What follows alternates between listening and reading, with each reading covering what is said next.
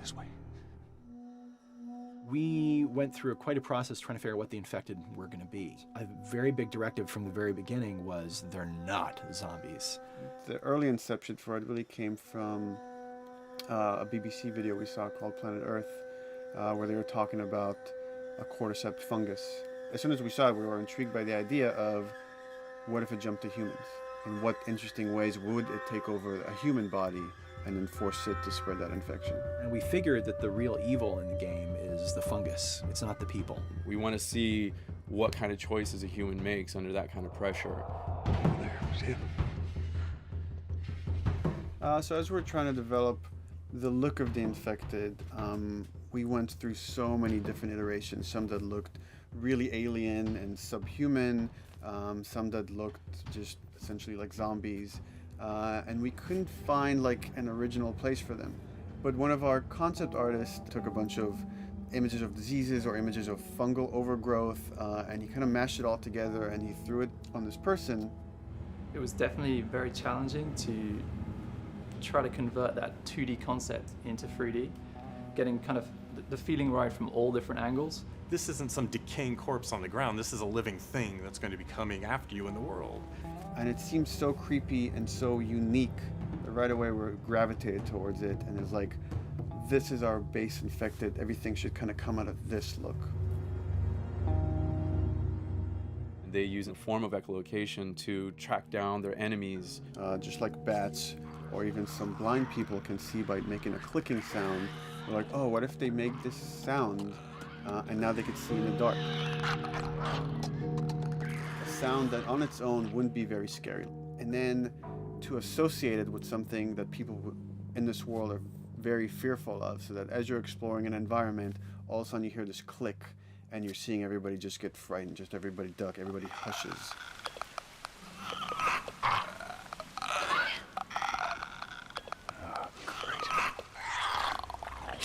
When the infected feels like it's going to die, it finds like a dark corner and it becomes part of the environment. The fungus grows out of there, and if the fungus lingers there long enough, then spores will come out, and if people can breathe those spores, they become infected as well. Pretty much everyone in this world has had one of their loved ones at least become the infected, so they lost someone this way. It's a pretty brutal fate if you know, you're headed down that path. You've got some hard decisions to make. Yeesh. We actually made it. It's called luck. And it's gonna run out.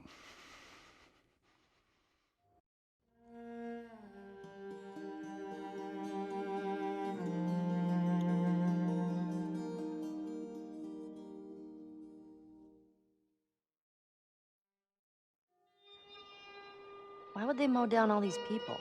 You can't let everyone in. So they killed them? Dead people don't get infected.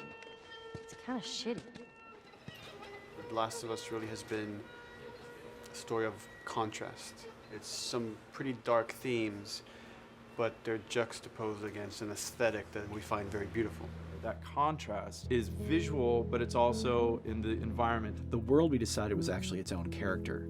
What happens 20 years after the fall of man when no one's taking care of anything? There's something really pretty about nature reclaiming its domain once we are gone.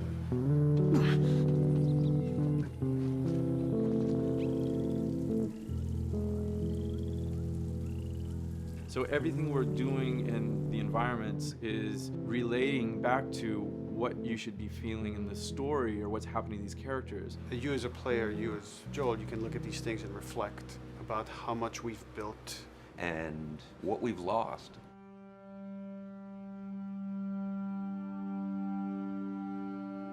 You get to see hints of civilization that used to be.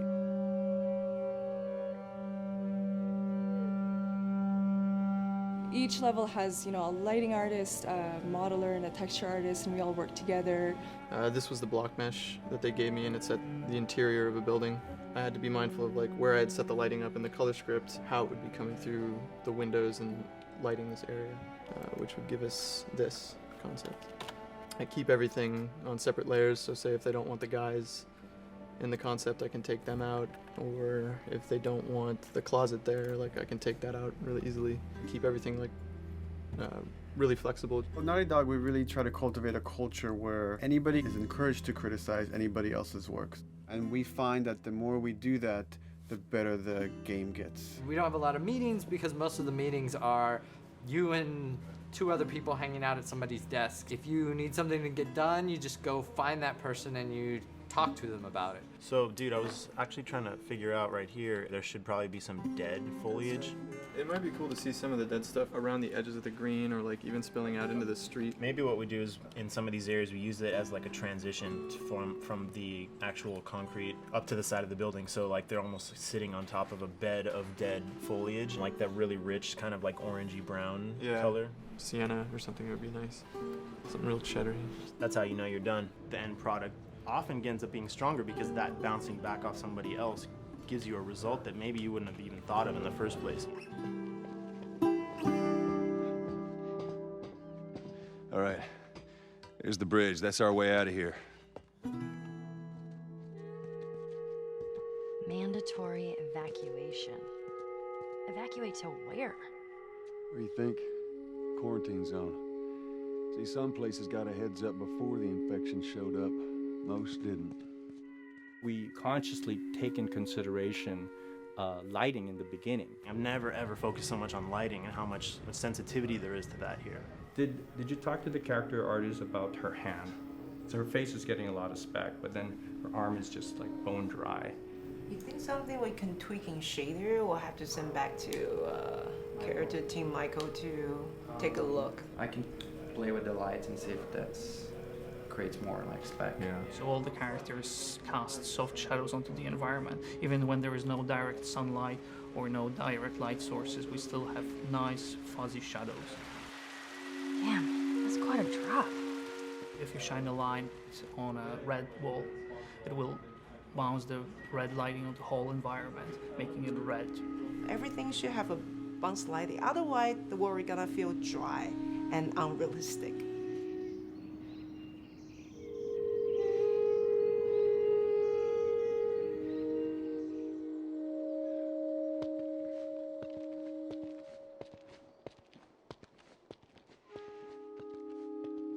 Once I finish the concept, they take it at 3D artists and lighters, VisFX guys, and they'll bring it into like the game engine. Like they got the same sign, all the foliage, like lighting. That's how it kind of translates from the color script to the finished game that you play. This way. If we cut through downtown, we can hit the Capitol building by sunrise. We hope. This engine is really driven in a way towards a very high level of cinematic control. Hopefully, if we achieve our goal, you'll see it is beautiful. There are these truly beautiful moments amid all this chaos and destruction.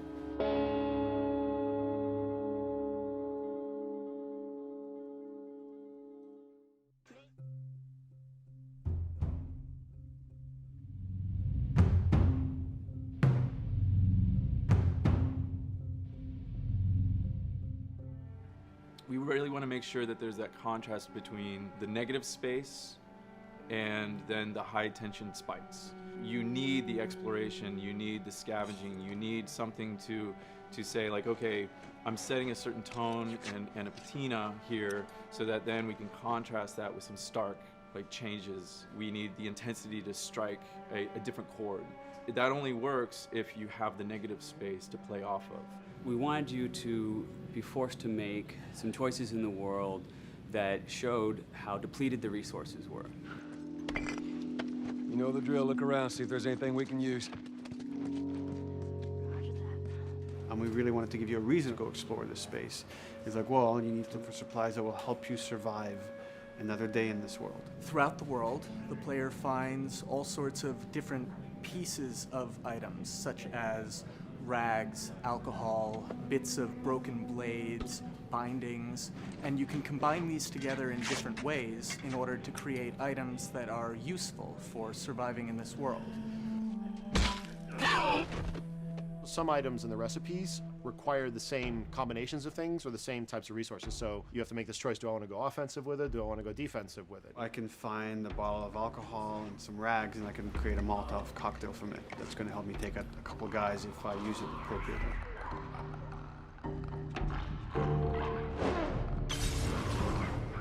Or I could use those same ingredients and craft a med kit. And that lets me kind of choose, do I want to play it more defensively and kind of have items that help me heal myself, or much more aggressively, I want to have items that help me kill and destroy in order to then progress and get out of this area. Molotov and Medkit are not the only ones that have these interesting overlaps. You can craft a shiv out of a binding and a blade so that you can sneak up behind somebody and take them out more quickly and more quietly, or can be used to jimmy open locked doors. So you are expending a binding and a blade in the hopes that there's going to be something awesome on the other side of that door. Or you could craft a melee upgrade. So you might have some nails that you've picked up, or a pair of scissors or something. You're going to be able to use bandages and use these things to attach them to the 2x4. So now you've got a more powerful melee weapon. This is something you're going to be able to run and take down an enemy in a single blow. Alternatively, you can use those same type of nails to make a bomb. This is something you can place in the world, and they're going to be able to trigger it. Since resources are limited, you stealth past an encounter, you're not getting the stuff that was encountered. Not just the stuff off the guys that you would have taken down, but also in terms of what's in the environment for you to scavenge. So you have to balance that risk versus reward, but it's definitely all a part of the choice. And sometimes the world doesn't give you a choice. Sometimes the battle breaks out in a way you didn't expect, and you have to make decisions, like in the moment. So that's another reason why we did the whole crafting system live. We didn't want the player to have to scroll through a long list of different items. We wanted it to be the absolute minimum amount of button presses. The thing that I hate about any game's UI is when it pulls you out of the game for too long. So that was a challenge to reduce it all to like that half of a screen, and you want to see Joel, you want to see like what's going on around him, and be aware of what's happening so you don't have, an infected run up on you and start beating on you when you're crafting shivs and stuff. So we needed to make it streamlined and fast enough that you felt like you could take just that moment and be able to craft that thing that's going to mean your survival in the next 30 seconds or your failure to survive.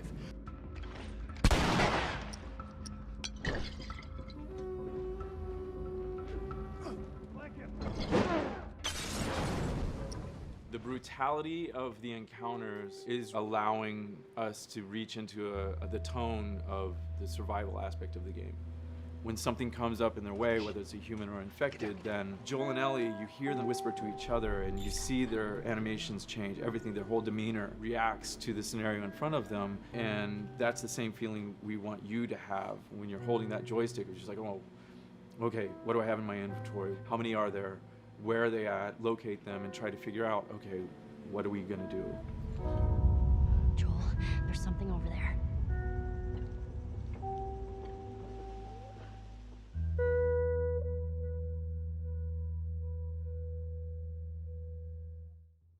The combat in the game feels very intense. Very personal. It's like closer cameras, more intimate. You want to feel each concussive strike. Right here!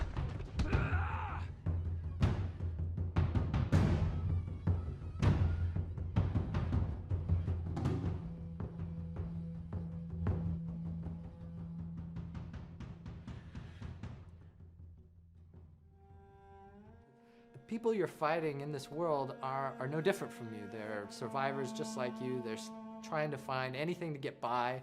We want to make you feel for these enemies. We want to make you hate them, feel sorry for them, be afraid of them. Make you feel kind of bad when you shoot at them. You have to feel that there is that consequence to engaging with these people and that there is something at stake. Your objectives aren't lining up, so now it's time to kill or be killed.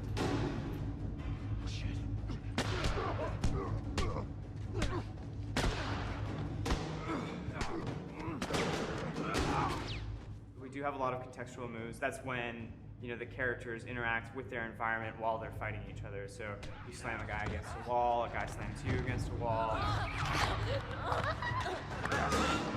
Grounding of the combat in the game world, which kind of makes it a lot more interesting and more real. Nothing really says you're in this environment like having your head slammed against it.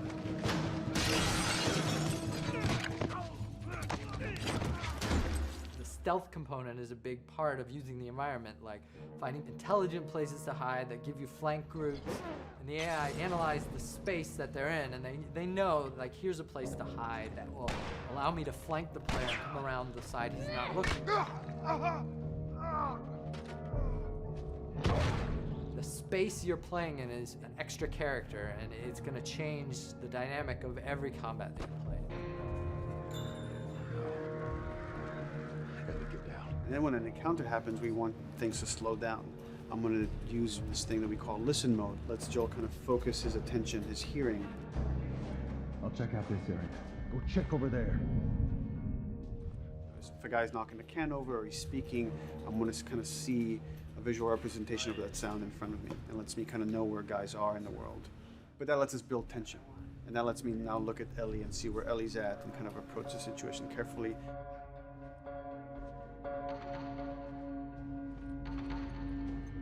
The AI are helping you and you are helping them, and there's a back and forth. For example, Ellie will start doing things like picking up a brick and tossing it at enemies to distract them and to help you out in combat. What we wanted them to do is to have their vocals be an assistance to you in gameplay. Ellie will call out when an enemy is near you and is just starting to gain line of sight on you. She'll say on your left or on your right and try to give you some hints as to where the enemy is.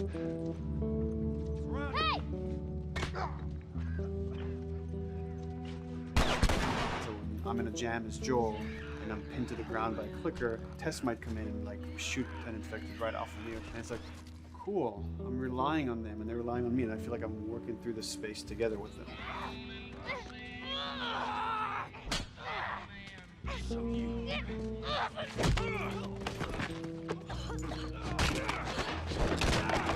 You might say, they did a bad thing. They killed somebody. They didn't do something that seems fully morally just. Well, you're going to think that they're bad people unless you, as the player, feel how terribly difficult it is to survive. The pressure is so terrible in this world that you just have to make a choice and live with it.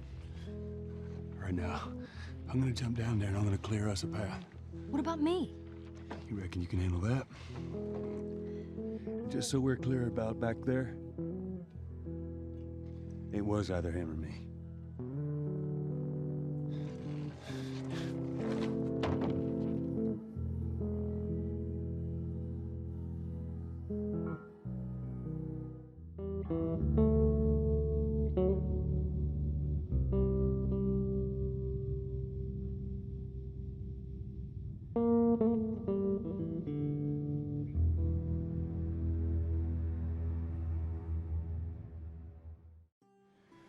Joel is a man who was born before the pandemic hit, and he has seen the world fall apart. He operates in the black market of the quarantine zone, so anybody needing extra ration cards, drugs, getting weapons, or getting ammo for your weapons, they come to him and his partner, Tess. Well, I have some interesting news for you. Where were you, Tess? Hey, we had a drop to make. We had a drop to make. This is how he survives. This is how he gets extra supplies that let him stay alive. I think that Joel discovers what morality really is and the difference between loss and sacrifice. So he's had a lot of loss in his life, not just in his personal life, but also the world that he's grown up with that's changed significantly, and it's kind of changed for the worse. In that 20-year gap between when the outbreak happened and when the story picks up, he's had to do some horrible things to survive. Come on, it won't. Who has our guns? Just give me a couple.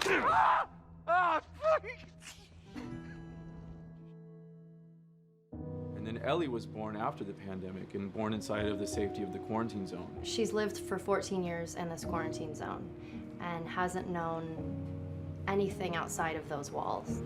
And she's had to see people get executed for tested positive for infection, or people just put away and never to be seen again because they were caught stealing or caught trying to fake ration cards. And there's reasons that the military is making those decisions to operate the way they are, and that's to maintain some sort of semblance of security. Ellie has tried to find ways to survive, just trying to get by. She's still kind of held on to her innocence because this is the only world that she's ever known. She doesn't have like a golden age that she's thinking back to when everything was better. So for her, this isn't this crushing weight of the world on top of her where she remembers all the things she's lost. This is just what it is. Don't take long. And you Stay close. Let's go.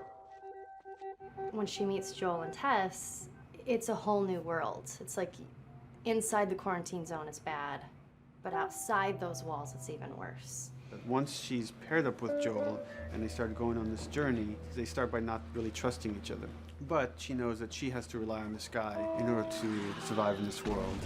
Because he's teamed up with this kid, that a lot of his humanity starts coming out. Things that he thought that were just long gone in his personality begin to emerge. These posters are everywhere. I saw this right before the outbreak. You did? Does he totally gut her by the end? Nobody gets gutted. It's a dumb teen movie. Joel regains his humanity step by step as he invests himself more in Ellie. She becomes more and more of an independent survivor because of what she learns through hanging out with Joel. Through the course of the journey, these two realize that they really have to rely on one another, both emotionally and physically, in order to survive in this world. What was that all about? Get on. We're coming to the hotel. Okay. Over the course of the whole game, we want you to keep making difficult choices. We want you to have to, in terms of resource management and stealth and combat, to have to make hard decisions every moment as you're playing. And so when the characters make these really hard decisions, you say to yourself, God, I get it. I get what it's like to make a choice under pressure. They've had to make very questionable decisions to survive. There was a key element that I kind of honed in on early on with Joel, and it was a line that was in the audition side that says that Joel has few moral lines left to cross. And so that became kind of the anchor point to the character. In fact, we just keep our histories to ourselves. We clear? Sure. If we can make you feel like you're actually with these characters on that journey and you're invested in those stories and those characters, then you're feeling, in theory, the same thing that they're feeling. Man. What? Nothing. It's just... I've never seen anything like this, that's all. You mean the woods? Yeah. Never walked through the woods. It's kind of cool.